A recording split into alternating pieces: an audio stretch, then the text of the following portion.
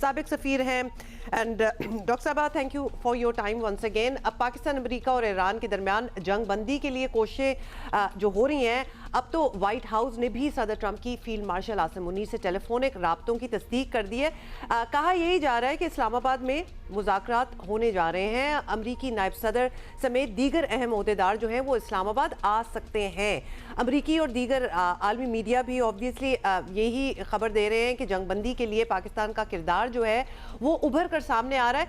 अगर वाकई जंग बंदी जो है वो हो जाती है तो इसे पाकिस्तान की कितनी बड़ी सिफारती कामयाबी समझेंगी और इसका क्रेडिट किसको जाएगा आपके ख्याल में? यकीनन ये एक बहुत ही अहम सफारती डेवलपमेंट है कि पाकिस्तान, लगता यही है रिपोर्ट्स के मुताबिक, कि पाकिस्तान की सफारती कोशिशें जो कि वो इजिप्ट और मिस्र और टर्की के साथ मिल के कर रहा है, उससे अगर अमेरिका और ईरान के दरमियान मुज़ाकरात शुरू होते हैं तो फिर तो वाकई ये हम कह सकते हैं कि शायद, और ये बहुत बड़ा शायद है, बिग इफ़, जो सूरत हाल है वो शायद एक सीज़ फायर की तरफ जा सकती है। लेकिन अभी कबल उस वक्त है ये कहना कि ये मुज़ाकरात हो भी सकते हैं, और ये कि उसका वेन्यू क्या होगा, यानी कि कहाँ वो हो सकते हैं। तो ये ज़रूर है कि पाकिस्तान ने ऑफ़र किया है कि इस्लामाबाद में वो खुशी से होस्ट करेंगे इस किस्म के टॉक्स को, लेकिन अभी मालूम नहीं है। देखिए, ईरान की तरफ से अभी भी जो उनकी डिक्लेरेटरी या फॉर्मल पोजीशन है तो वो तो यही है ना कि कोई इस तरह की चीज़ नहीं है, मुज़ाकरात नहीं हो रहे। ना ही जो सदर ट्रंप ने क्लेम किया था कि वो कांटेक्ट में है और बातचीत कर रहे हैं ईरान से, उसकी तो ईरान ने फ्लैट डिनाइल दी है। लेकिन इस सूरत हाल में मैं समझती हूँ, जिसको फॉग ऑफ वॉर कहते हैं, यानी कि खासी इस सिचुएशन में आप कह सकते हैं कि फॉर्मल पोजीशन कुछ होती है और ऑपरेशनल जो कॉन्डक्ट होता है एक मुल्क का वो और होता है। तो अगर तो ये मुज़ाकरात शुरू होते हैं, चाहे कहीं भी हो, और जिसमें कि पाकिस्तान का एक सफारती रोल रहता है, चाहे वो और मुल्कों के साथ हो चाहे अलग से हो, तो फिर जाहिर है ये बहुत ही बड़ी डेवलपमेंट होगी और पाकिस्तान की आप कह सकते हैं कि बहुत ही बड़ी सफारती कामयाबी होगी।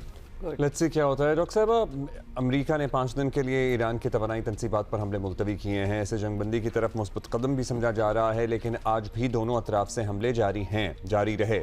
अब यहाँ तक कि ईरान अभी तक मुत्तहिदा अरब अमारात की तरफ भी मिसाइल फायर कर ही रहा है। साथ ही वो ये भी कह रहा है कि अमेरिका से कोई मुज़ाकरात नहीं हो रहे हैं, बराह रास्त नहीं हो रहे हैं। ईरान की तरफ से आपको क्या लगता है, ये जो स्टांस रखा गया है, या यूँ कह लीजिए कि नरमी नहीं दिखाई जा रही, ये क्यों है? क्या वाकई ईरान अब भी समझ रहा है कि वो बेहतर पोजीशन में आ गया है इस जंग में, और इसके इजराइल या खलीजी मुल्कों पर हमलों की पॉलिसी से अमेरिका पर मजीद दबाव आएगा? What do you think? देखिए, नुकसान तो सबका हो रहा है इस जंग में, इसमें तो कोई शक शुबे की बात नहीं है।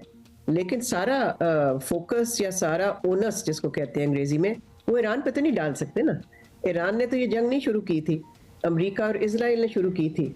और फिर ये कि इसके बावजूद कि सदर ट्रंप ने कहा है कि 5 दिन का पॉज होगा, जो कुछ टारगेट्स हैं उस पर पार प्लांट्स वगैरह जो हैं उस पर वो हमला नहीं करेंगे, मगर उसके बावजूद अमेरिका और इजराइल के शदीद हमले हुए हैं। उन्होंने तेहरान पे हमला किया, इस्फहान पे हमला किया। तो इस सूरत हाल में जाहिर है ईरान के पास तो कोई चॉइस नहीं बचती कि फिर वो भी अपना जो रिटेलिएटरी यानी कि जवाबी कार्रवाई जो उनकी है उसको वो जारी रखें। लेकिन इस सारी सूरत हाल में जो मैं समझती हूँ बैनुल अक़वामी सतह पे ओपिनियन पाई जाती है, वो तो यही है कि किसी न किसी तरह से इस जंग का खात्मा होना चाहिए। इसलिए कि अगर ये तवील जंग चलती है और बहुत ही लंबे अरसे के लिए चलती है तो फिर सबको नुकसान होगा। ईरान भी सफ़र करेगा, उस पर भी बहुत सारी तकलीफ आएंगी। जीसीसी के मुल्क, पाकिस्तान विल सफ़र ऑल्सो। तेल की कीमत देखें, कभी ऊपर जाती कभी नीचे आती है, इसलिए कि ट्रंप जब कहता है कि जी मुज़ाकरात होने शुरू हो गए हैं तो तेल की कीमत नीचे आ जाती है। जब मार्केट्स देखती हैं कि ऐसी कोई चीज़ नहीं है और जंग जारी है तो वो तेल की कीमत चढ़ जाती है। तो ये तो बहुत ही डैमेजिंग है ग्लोबल इकोनॉमी के लिए, सिर्फ एक मुल्क या दो मुल्क के लिए नहीं, ग्लोबल इकोनॉमी के लिए ऑलरेडी इसने शेकअप कर दिया है ग्लोबल एनर्जी मार्केट्स और stock markets across the world. तो जाहिर है कोशिश जो इस वक्त जारी है, सफारती कोशिशें जो जारी है बिहाइंड द सीन्स, मैं समझती हूँ बहुत अहम है कि जल्द अज जल्द अगर ये जंग ख़त्म हो सकती है तो इसमें तो मैं समझती हूँ सबका फ़ायदा है। एब्सोल्युटली सबका फ़ायदा है और it has gone on too long anyway. शायद अमेरिका तो ये एक्सपेक्ट भी नहीं कर रहा था। अब ये बताएं डॉक्टर साहबा कि अमेरिकी मीडिया के मुताबिक अमेरिका ने पाकिस्तान के ज़रिए 15 नुकात ईरान को पहुंचा दिए हैं। आपके ख्याल में इसमें मुमकिना तौर पर क्या अहम नुकात हो सकते हैं? 2-4 नुकात जो आप समझ रही हों कि अमेरिका ईरान से ज़रूर मनवाना चाहेगा। उसके अलावा ईरान के भी ऑब्वियसली कुछ डिमांड्स हैं, अगर वो सीज़ फायर करते हैं तो उनके भी बहुत कुछ है। ख़ास तौर पे अपना हुर्मुज़ के लिए नए कानूनी रजीम पर अमल दरामद की शर्त भी रखी है और अमेरिका बल्कि खलीजी ममालिक क्या इस पर राज़ी हो जाएंगे कि अपना हुर्मुज़ का कंट्रोल जो है वो ईरान ही के पास रहे या उसमें भी कुछ तब्दीली आ सकती है? देखिए ये तो बहुत ही कबल अज़ वक्त है कहना कि जी अगर कोई मुज़ाकरात हुए भी हैं, चाहे इनफॉर्मल हुए हैं, चाहे behind the scenes back channel के जरिए हुए हैं, तो उसमें क्या क्या जो है नुक्ते मुज़ाकरात के लिए क्या क्या पेश हुए हैं दोनों साइड से। ये सारी इस वक्त मीडिया में सख्त किस्म की इंटेंस स्पेकुलेशन चल रही है, तो उसमें तो हमारा जाना आई थिंक इस वक्त जैसे मैंने पहले अर्ज़ किया कबल अज़ वक्त होगा।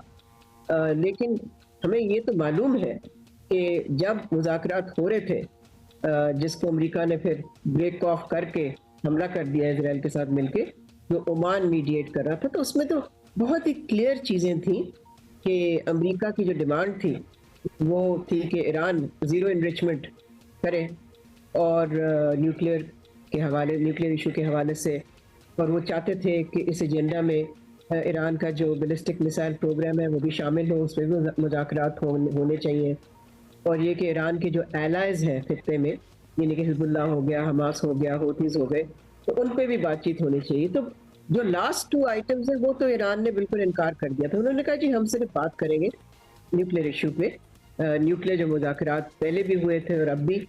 और उस पर लगता ये है ओमान के जो वज़ीर ख़ारजा हैं उन्होंने एक बहुत ही अहम आर्टिकल लिखा इकोनॉमिस्ट में, जिसमें कि उन्होंने कहा कि डी बहुत ही करीब थी, जिसमें कि ईरान ने काफ़ी सिग्निफिकेंट न्यूक्लियर कंसेशंस किए थे। मैं उसकी तफसीलात में नहीं जाना चाहती, लेकिन सवाल ये पैदा होता है कि आया सदर ट्रंप सीरियस है इस दफ़ा? देखिए 2 दफ़ा तो आपने देखा ही है कि उसने क्या किया। मुज़ाकरात हो रहे थे और उनके बिल्कुल दरमियान में हमला शुरू कर दिया ईरान पे। तो अब अगर तीसरी दफ़ा हम देख रहे हैं कि कोई इम्कान है मुज़ाकरात का, तो सवाल तो अभी भी वही है कि आया सदर ट्रंप इसको सिर्फ इस्तेमाल कर रहे हैं एनर्जी मार्केट्स को मैनिपुलेट करने के लिए, तेल की कीमत को नीचे लाने के लिए, या वो संगीन है या वो सीरियस है? तो मैं समझती हूँ ये सवाल ज़्यादा अहम है इस जंक्चर पे, ना कि जी वो क्या तफसीलात हैं और उसमें कौन सी डिमांड है जो वो पूरी करेंगे। लेकिन जो चीज़ साफ जाहिर है वो ये है कि ईरान गारंटी चाहेगा कि फिर से हमला ना हो ईरान पे अमेरिका की तरफ से या इजराइल की तरफ से। तो फिर सवाल ये भी फिर पैदा होता है कि आया अमेरिका तैयार है इस किस्म की गारंटी देने को, और उस गारंटी को कौन गारंटी करेगा, अगर मैं इस तरह से उसको बयान कर सकूं, who will be the guarantor of such an agreement? ये भी मेरा ख्याल है इट्स अनआंसर्ड क्वेश्चन। बहुत ज़बरदस्त ये बात है कि गारंटर भी कोई होना चाहिए ना, वरना गारंटियां तो हर कोई देने को तैयार है। डॉक्टर साहब थैंक यू। कोई भी देने को तैयार नहीं है। यस दैट टू, कौन मानेगा? Well that remains to be seen. आप सही कह रही हैं, कबल वक्त है ये सारी बातें करना। However we will still have another perspective.